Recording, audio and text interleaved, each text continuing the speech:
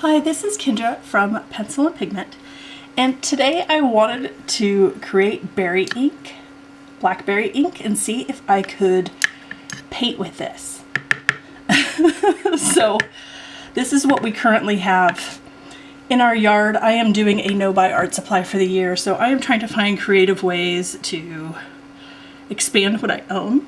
Now, this recipe is 1 cup blackberries that have just been squeezed, and I put 1 teaspoon vinegar and 1 teaspoon salt, and I'm using this as a preserver. You could use alcohol.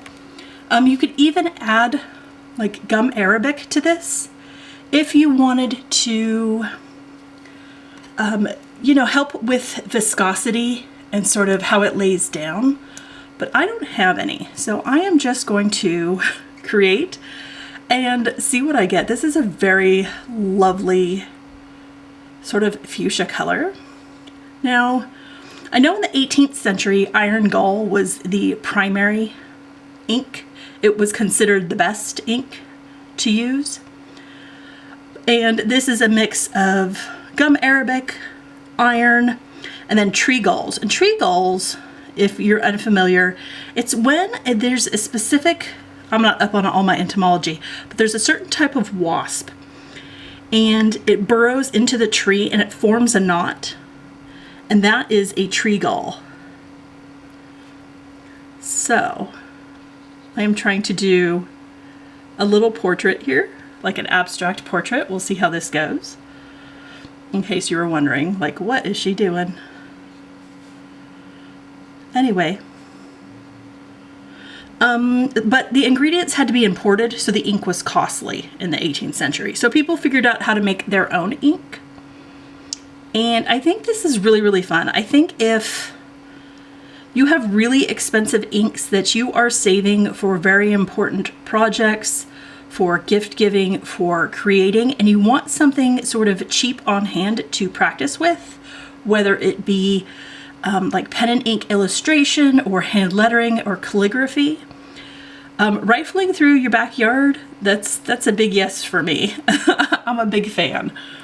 So there are other things you can make natural ink out of. You can use blueberries would be a good one, raspberries, elderberry, huckleberry, mulberry, pokeberry, currants. Probably the black ones would show up the best, but there are pink and there are white. I think there's more nutritional value in the black ones though. Walnuts, alder, sumac, beets, acorns, charcoal, mushrooms. That's really fun to dye with mushrooms. So ink can be made out of all those different items. Now, storage for this product, I would strongly recommend that it's stored in a sort of airtight container. You don't want mold to grow. You don't want it to get rancid. Where I live, our humidity is just off the charts. So I have a container that I can put a lid on, and then I'm going to store this in the fridge for about a week. Again, I have vinegar and salt in here to help preserve it, but I think this is only going to be about a week thing that lasts for, a week long. Now for application, I'm noticing that if I want it darker, I might have to go back in and add additional layers to this. But so far, I really like it. It's very smooth. It's just like drawing with really watered down watercolor. I know there's varying degrees of light fastness with all these different berries. So if you're going to use this for more formal projects, I would run an independent light fast test. Try and see if you can do that 6 months prior to the project if you can.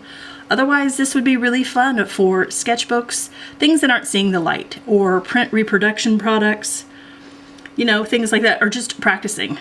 Maybe you're on a budget and there's some inks right now you can't afford and your watercolors are really pricey. Again, I just used vinegar, berries, and salt, and what I did was I smashed the berries. I had some latex gloves, which is why my hands are so clean. You're like, how did she do that? I used latex gloves and then I smashed them and pushed them through cheesecloth. But you could do a fine strainer if you don't want any particles or seeds, or maybe you do want the seeds. You know, maybe that adds another layer of charm to your creation. Now I am just using cold press watercolor paper that's student grade. But as you can see, this is a lot of fun. I did a little portrait. Now I'm doing sort of a branch with berries. It's a lot of fun. Let's see if I can add something else on here. Just keep going. This was very easy. In fact, the longest process was sort of dodging the hornet's nest to make sure I don't get attacked while I'm harvesting. That kind of took the longest because our berries are starting to come to an end. But we have so many wild ones where we live that even if, you know, you don't know, maybe in your area there's some that you can pick and you don't know how people have gardened or how the city, if they're using chemicals or anything, and maybe it's not safe to eat, but to create with is definitely an idea. You know, that's definitely something that could be done. This was a lot of fun. Now, I've seen recipes where people cook theirs prior. They squish it and then boil it for 10-15 minutes. I did not have the luxury of that kind of time because we're homeschooling and stuff. But I just squished this through. This could be a really fun, like, science experiment for teaching kids and doing demonstrations and things like that. They might really, really enjoy getting in there and creating with ink. It's always really fun to create stuff with things that are free and around the neighborhood. You could even like draw with sticks and make found brushes and really lean into the sort of backyard art experience.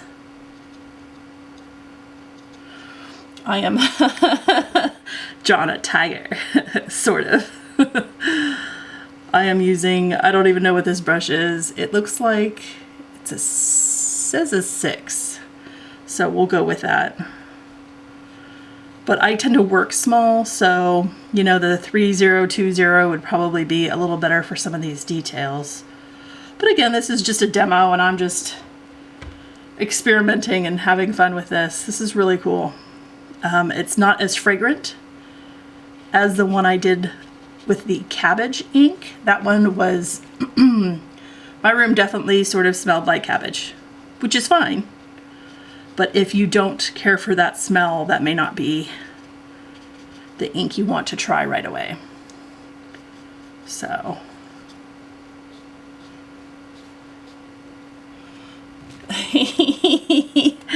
He's having a fun fur day. Oh, we need bigger ears here. But I could water this down and create some lighter sort of pink value. You know, if you're trying to expand on this, you can even combine this with, let me grab,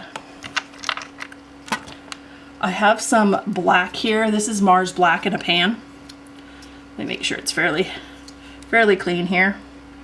I'm just gonna put some on the paper and we're just gonna see. And Mars Black is the one I have, is very granulating. And it looks like there's some other colors in there. That's really pretty. So it mixes really well with watercolor. If you are interested in expanding some colors you already have with color mixing and color theory, you could combine this with that as well. This is a ton of fun. It's really quick, really easy. I have a ton of it here. So I'm gonna give this to my kids and watch them go crazy and experiment and have a ton of fun because it mixes really well with stuff. So that's perfect. Anyway, I hope you enjoyed this video. I hope you have an absolutely wonderful day and I will talk to you later. Bye.